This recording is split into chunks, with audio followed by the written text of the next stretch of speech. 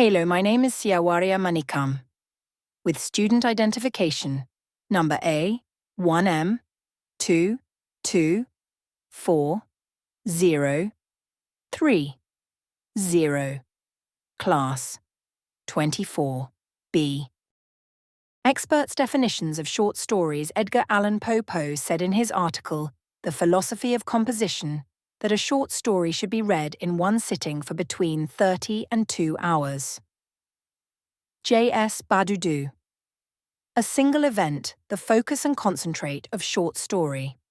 Only one character's story is told in the event. Sumajo stories that don't actually occur in the real world are called short stories. Nonetheless, the story is really brief and can take place anywhere, at any time, even in the actual world. Intrinsic elements of short stories. One theme. There must be a topic in a short story. This is due to the fact that the topic is the primary message that the author wishes to get across in the narrative.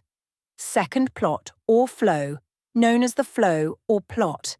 A short story's storyline usually starts with an introduction, followed by a conflict of issues and a resolution. Nonetheless, there are a number of different kinds of stories, including mixed, forward, and reverse flow.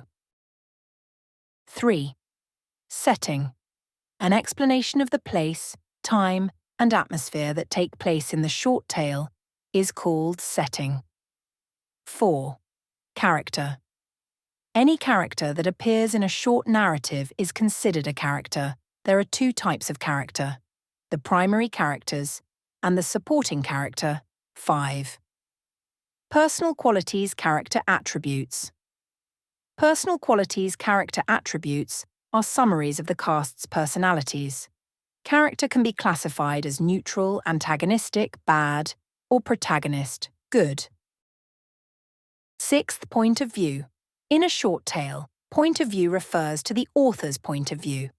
The first-person point of view, which features the main actor, I is the main character, and the side actor, I tells others, are the two types of point of view. In contrast, the observer, he tells others, and all-knowing, he is the primary character, make up the third-person point of view. 7th, mandate is a moral lesson or message that the author wishes to impart to the reader. Usually there is an explicit or implied moral lesson. The Enchanted Fish. There once was a fisherman who lived with his wife in a small hut close by the seaside. The fisherman used to go fishing every day. One day, as he sat in his boat with his rod, looking at the sparkling waves and watching his line, all of a sudden his float was dragged away deep into the water. He quickly started to reel in his line and managed to pull out a huge fish. Wow, this will feed us for days. Much to his surprise, the fish started to talk and said, "Pray, let me live. I am not a real fish. I am an enchanted prince. Put me in the water again, and let me go. Have mercy, a kind fisherman." The astonished fisherman quickly threw him back, exclaiming, "I don't want to hurt a talking fish. Go on, go where you came from." When the fisherman went home to his wife, he told her everything that happened, and how, on hearing it speak, he had let it go again.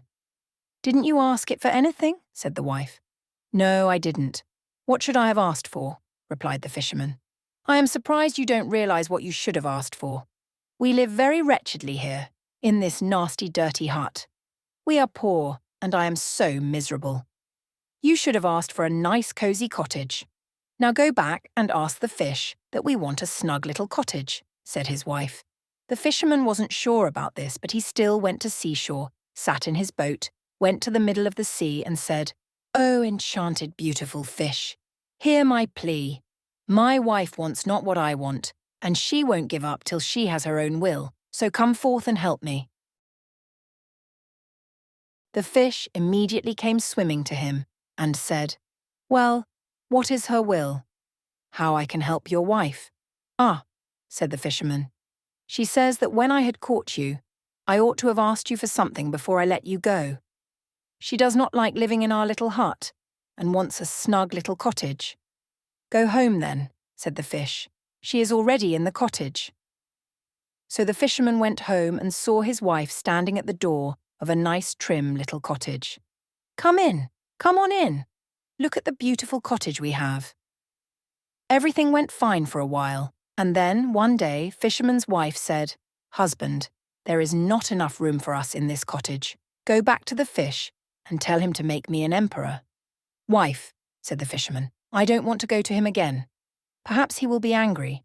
We ought to be happy with what the fish has given us and not be greedy. Nonsense, said the wife. The fish will do it very willingly, I know. Go along and try. With a heavy heart, the fisherman went to the middle of the sea and said,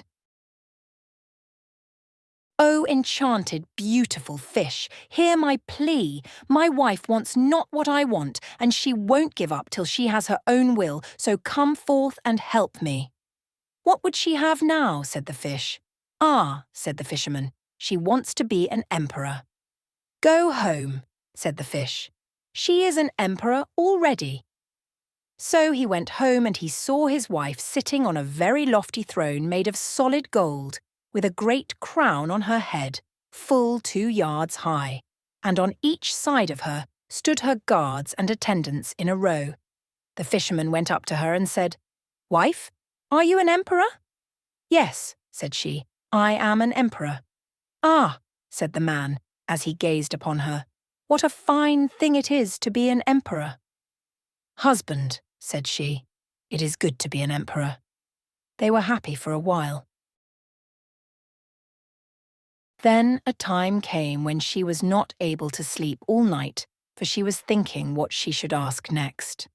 At last, as she was about to fall asleep, morning broke, and the sun rose.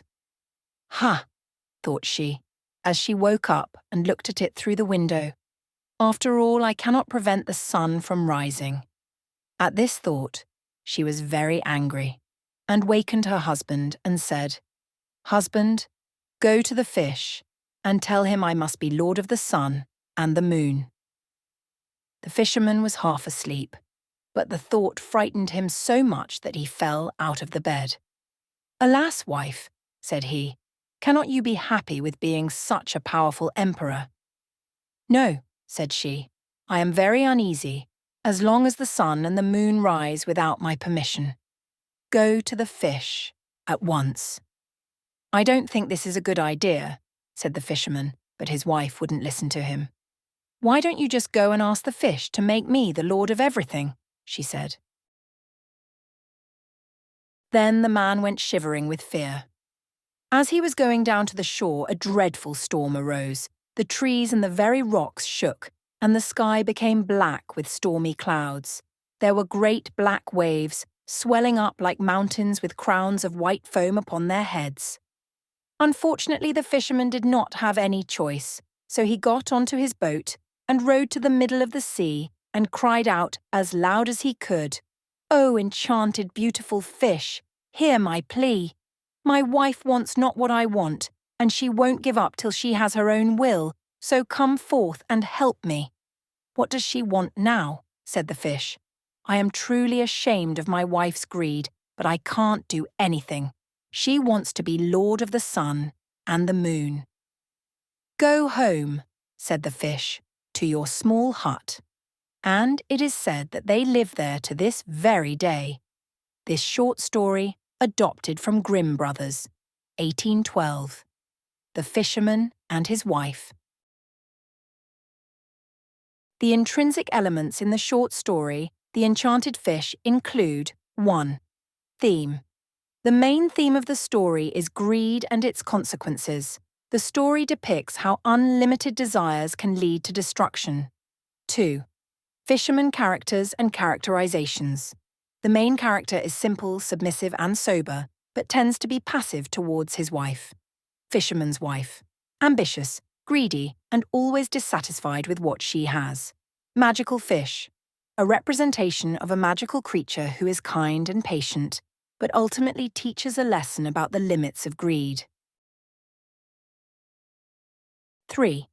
The plot uses a forward flow, starting from the simple life of the fisherman, the discovery of the magic fish, the requests of his wife, and ending back to the original state. Fourth setting: the fisherman's humble cottage, the sea, and the places that arise as a result of the wife's requests, palaces, places of power, etc. Time: not specified, but takes place over several days. Atmosphere: the atmosphere changes from peaceful at first to full of ambition and tension, then back to simple, yet regretful. Point of view: the story uses a third-person omniscient point of view, which allows the reader to understand the thoughts and feelings of the characters. Sixth mandate: the moral of the story is the importance of gratitude and being content with what you have.